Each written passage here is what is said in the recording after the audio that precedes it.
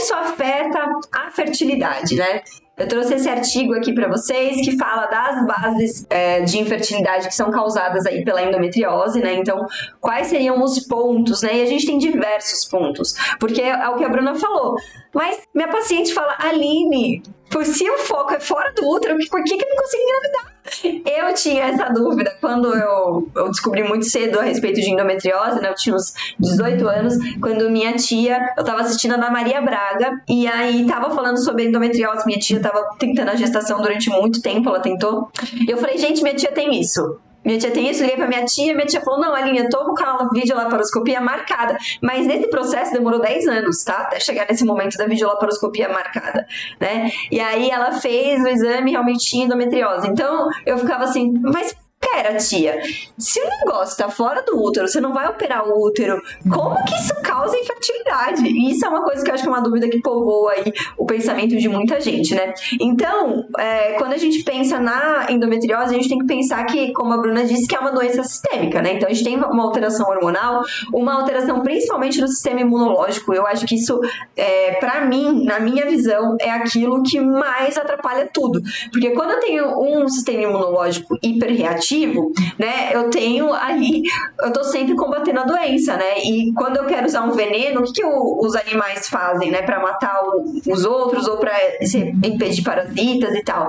É usar algum veneno. O nosso sistema imunológico faz isso. Então, ele tem ali o sistema de macrófagos que vão pegar os pedaços que eles acham que não é importante, que a gente tem que fagocitar, enfim, vão fazer ali toda uma limpeza. E eles precisam liberar alguns fatores que vão gerar o que a gente conhece como inflamação, né? Então, quando você machucou o cantinho da unha ali, vai fazer aquele pus, vai fazer tudo aquilo ali é inflamação. Só que às vezes a gente tem isso de maneira sistêmica. E é o que acontece muitas vezes dentro do corpo da portadora de endometriose. Então, esse ambiente citotóxico que a gente chama, que é um ambiente tóxico para as células, ele vai alterar ali possivelmente a qualidade dos óvulos, né? Que é uma coisa muito importante.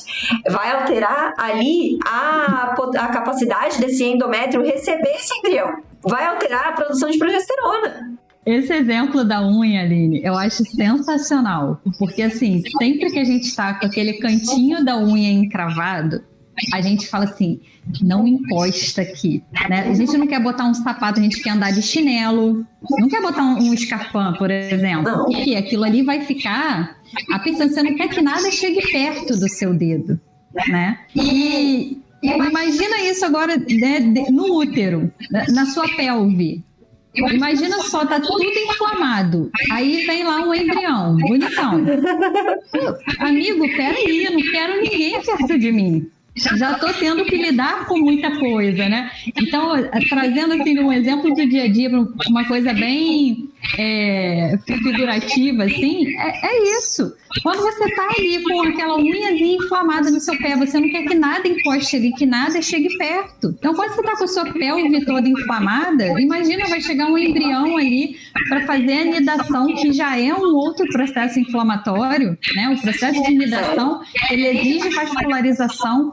Então, o corpo não quer aquilo, né? E muitas vezes a gente vê, pelo menos eu na minha prática já vi acontecer várias vezes, pacientes com embriões de excelentes qualidades, biopsiados euploides, um útero com uma espessura boa, um útero com endométrio trilaminar bonito, e pegar aquele beta, assim, indeterminado, menor do que 0,2. Chorando, né? E é isso. Chorando. E aí não é só isso, né, Bruna? Se a gente for pensar, quando a gente tem o quadro de endometriose, muitas vezes essa mulher, ela não tá conseguindo ter relação sexual porque ela tem dor na relação. Então faz todo sentido. Você não quer ninguém enfiando o dedo no seu dedo machucado. A gente quer que isso se afaste, a gente não quer isso perto da gente, né? E fora isso, tem uma outra questão que é muito importante, que às vezes a gente esquece, é que esse sistema imunológico, ele tá reativo, ele não vai deixar o espermatozoide sobreviver. Porque, não sei se vocês sabem, mas quando o espermatozoide ele entra no corpo feminino, ele vai travar ali uma verdadeira luta pra chegar até esse óvulo. Não é assim, tipo, ai, cheguei, olha que festa, vamos todos chegar e aí um só entra. Não, ninguém chega, querida. É uma carnificina, né? Todos morrerão naquela batalha.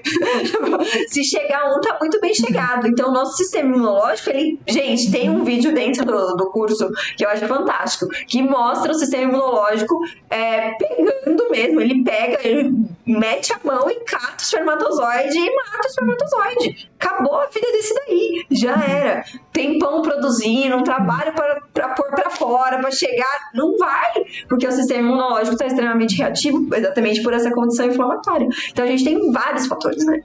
E além disso, a gente considerar, né, tudo isso que você está falando, Aline, a questão do pH muda, né? A questão das próprias bactérias boas, né, que habitam o nosso corpo, começa a alterar toda essa flora, né, que deveria ser uma flora saudável. Então, a gente vê que a paciente ela tem um combo de desequilíbrios, né? Exato.